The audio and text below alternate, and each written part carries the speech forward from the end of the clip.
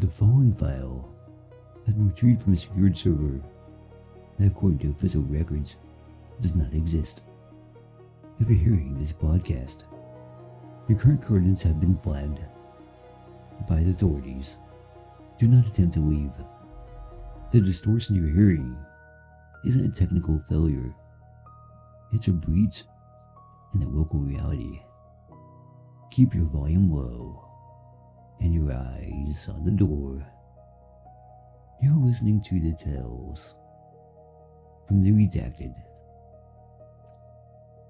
My name is Marcus. At least it was. 3 months ago, I moved to 1472. Birchwood Lane. Nice little ranch house.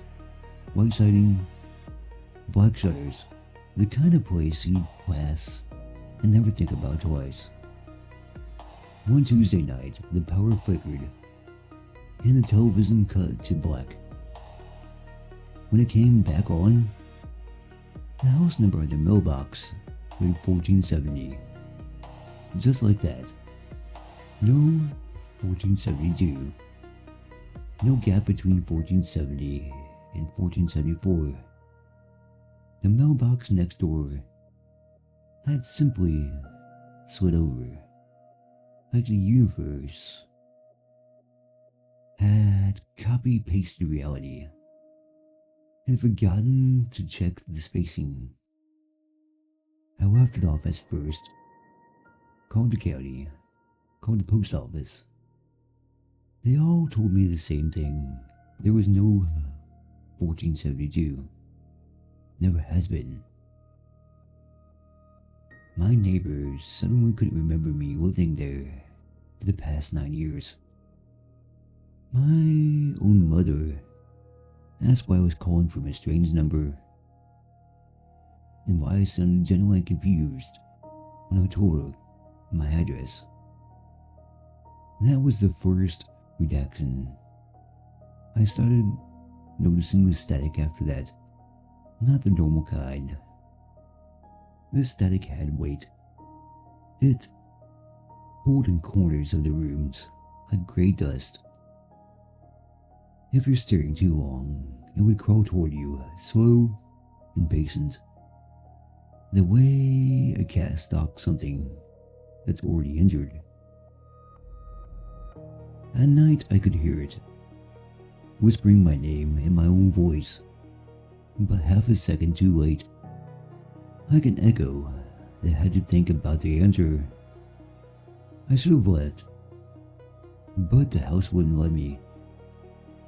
Every time I tried to pack a bag or walk out the front door, I'd find myself back in the living room, standing in the exact spot, barefoot, holding the same half-empty coffee mug I've been holding when I decided to leave. The clock would read the same minute. 12:17 a.m. Always 12:17.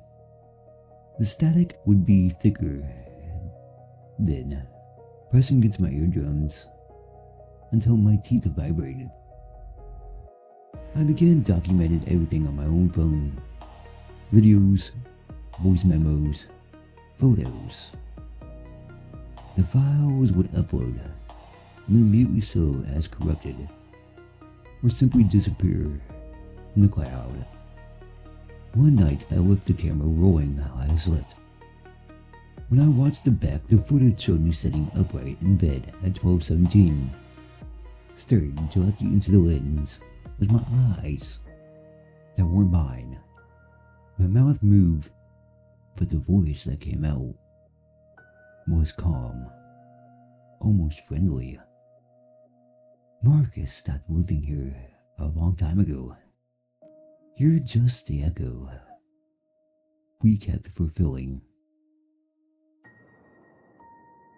I threw the phone across the room. It didn't break. It never broke, no matter how many times I smashed it. Then came the visitors. They arrived wearing my face. Different ages, different versions. One was that Me at 16, standing on the porch in a Letterman jacket I never owned, waving like we're old friends. Another was me at 80, frail and smiling, with too many teeth, sitting in my recliner like he'd been waiting for decades for me to come home. They never spoke above a whisper. They told me the house had been condemned by the authorities in 1997 after the incident. They told me I was the incident. I asked what happened in 1997. The old me just kept smiling and said, "You opened the door when you shouldn't have." That night, the static formed shapes. Tall, thin stilettos that stood just outside the hall. Gray white. Reach. They had no face. Only deeper static where future should be. When they moved, the air felt like cold syrup. One of them stepped into the bathroom while I was brushing my teeth. I watched it in the mirror as it leaned over my shoulder, pressed its blank head against the side of my skull, and inhaled slowly, like it was savoring the smell of my fear. I felt something leave me. Not blood, not breath, just a piece of my community, a memory of my childhood. Dog suddenly gone. I couldn't remember what breed he was anymore. Just that I loved him. And now there's a hole shaped like him. I tried to run one night. I made it as far as the end of the driveway before the world unfolded. Birchwood Lane stretched like taffy. The streetlights bent toward me. Every house in the block had my address now. 1472 repeated endlessly in both directions. An infinite corridor of the same white ranch, with the same black shutters. My front door stood open at the end of that impossible street. Warm yellow lights spilling out like an invitation. I walked back inside because I had nowhere else to go. That was 6 years ago. I don't sleep anymore. I just sit in the living room while the static tells me stories about the other people who used to live here. A woman who checked the mail in 2003 was never seen again. A little boy who hid under the bed during a thunderstorm and found something hiding with him. They're all still here, layered like film negatives. Sometimes I catch a glimpse of them, moving in my peripheral vision, living out their final days on a loop. Last night, the static finally spoke in a voice that wasn't mine. It said my coordinates have been flagged. It said, "You're listening right now."